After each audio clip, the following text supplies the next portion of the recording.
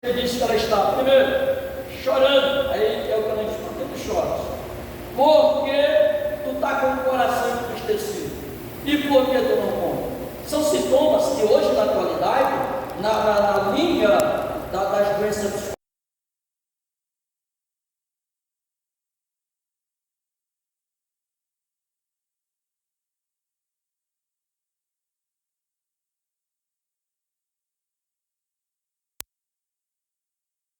de ansiedade.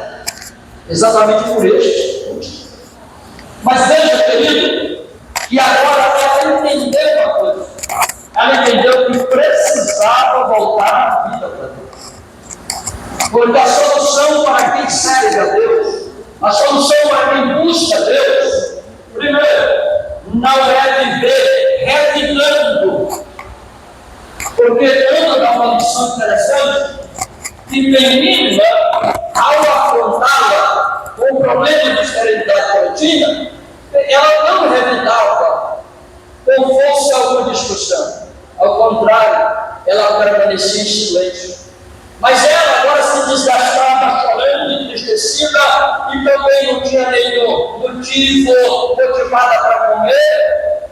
Não, mas ela compreendeu. O versículo 9 nos leva agora a lembrar a dizer: após ter comido e bebido em Siló, estando ali sacerdote assentado numa cadeira, junto ao pilar do templo do Senhor, lá em Siló, porque esse Siló está dividido 30 quilômetros distante de Jerusalém, mas está no eixo geográfico, lá onde o templo estava construído. E aonde o judeu subia para que ali fizesse adoração e culto ao Senhor.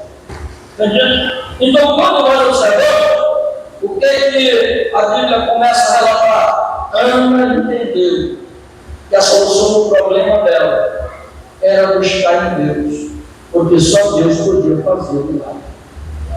Quantas vidas diante de Deus estão lamentando e até vivendo aquilo que é pecado, murmuração, porque a Bíblia diz que murmuração é pecado. E o que é murmuração? Na sua raiz, murmuração é reclamação. Só sabe reclamar quando entendeu que não era assim para se resolver o problema dela.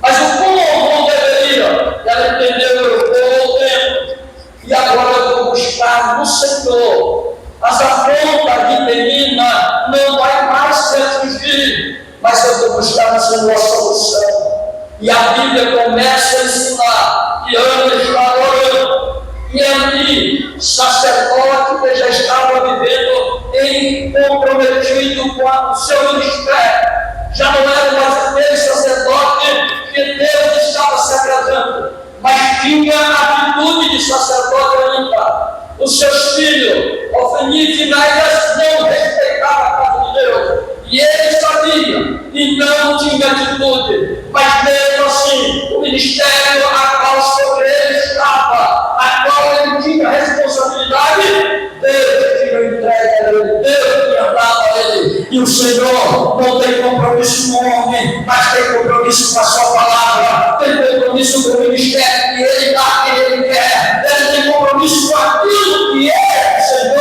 tem que dar. E ele disse: não estava. Mas ele estava ali na porta do templo, culturalmente, ele estava dentro da cultura. É certo. Mas o jovem de ali foi direto para Ana. E Ana estava clamando ao Senhor. No clamor de Ana não se ouvia palavras, mas ali percebeu dos lábios que Ana estava em movimento. A ideia de um homem carnal, de um ministro com o ministério defasado, a primeira coisa é literal. Ana está bêbada, ela está embriagada.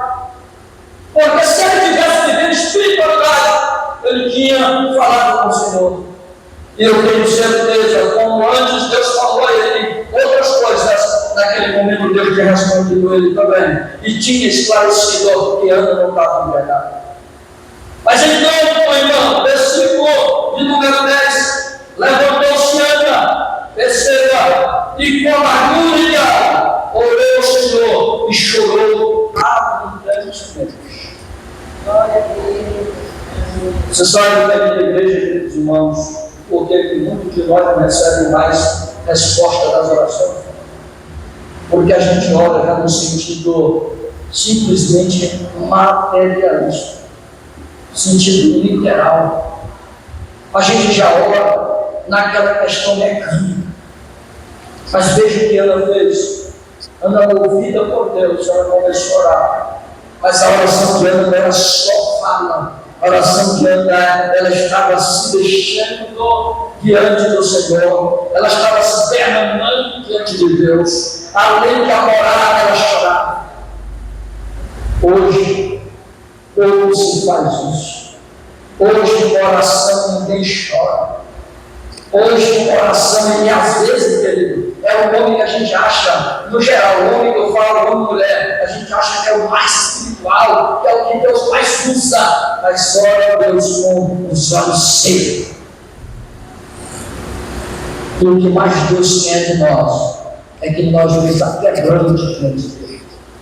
É que nós compreenda que não é somente chegar a falar, eu tenho que derramar perto dele. E os olhos derramam lágrimas sinceras. Ana começou a chorar diante do Deus que está operando e ouvindo a oração de Ana. Agora veja então no versículo 11. E ela entendeu que eu preciso ter um compromisso com o Senhor. Olha o 11. E fez um voto dizendo: Senhor dos exércitos, se benignamente atentares para a missão da tua serva, e de mim te lembrares, e da tua serva que necessitei, lhe deres um filho varão, ao Senhor darei por todos os dias da sua vida, e sobre a sua cabeça não passará navalha. Bendito seja o nome do Senhor. Irmão, eu fico olhando para ti todo dia, e eu vejo uma crente,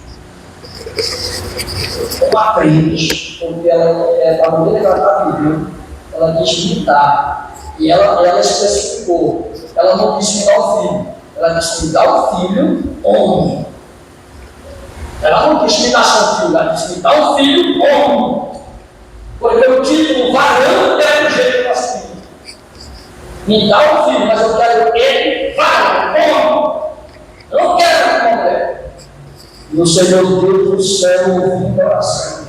Sabe, ela fez um voto com Deus e disse: ó Senhor, que eu vou trazer ele de volta, e eu vou entregar para o trabalho de Deus, e ele vai ficar aqui para sempre, e o cabelo dele nunca será cortado, não será passado uma navalha. Eita agora! Quanto de nós faz voto, esquece, nunca pagou, e quer ser abençoado? Tem eles que não se brinca. Quando a gente vota, é deles pagar. Pode doer, pode ter sofrimento. Será que Ana não amava Samuel, querido? Quando Deus abençoou para ela, voltou com Samuel, precisamente ele tinha descamado com 3 anos de idade, porque faz parte da cultura, e traz ele agora, e depois que ele traz. Será que Ana não, como mãe, não amava o filho? Teve sofrimento, mas acima de Samuel, acima do filho, está um Deus Todo-Poderoso. Acima daquilo que somos nós, tem um Deus Todo-Poderoso. Pode doer, mas cumpra com o meu voto que eu fizer com Deus Todo-Poderoso. Viva como Deus ensina. É assim que Deus quer, é assim que Deus nos dá ordem e orienta. Quando ele diz, querido, no versículo 12, demoramos que ela não orar perante o Senhor, posso ali e ao observar e envolver os olhos. Quando anda só no coração falava, seus lábios corriam, ela não se ouvia qualquer nenhum, por isso ali a ele ou embriagar. Irmãos queridos, querida igreja, ela agora faz um foco. E nós começamos a ver que no versículo de número 17, olha aí para concluir a sua palavra. Então me respondeu ele: vai-te em paz, e o Deus de Israel te conceda a petição que ele fizer. Deus tem compromisso com o ministério. Deus tem compromisso com a palavra. Ele estava todo desmantelado, estava todo quebrado. Mas ele disse: o Deus de Israel te conceda a tua petição. Às vezes nós olhamos para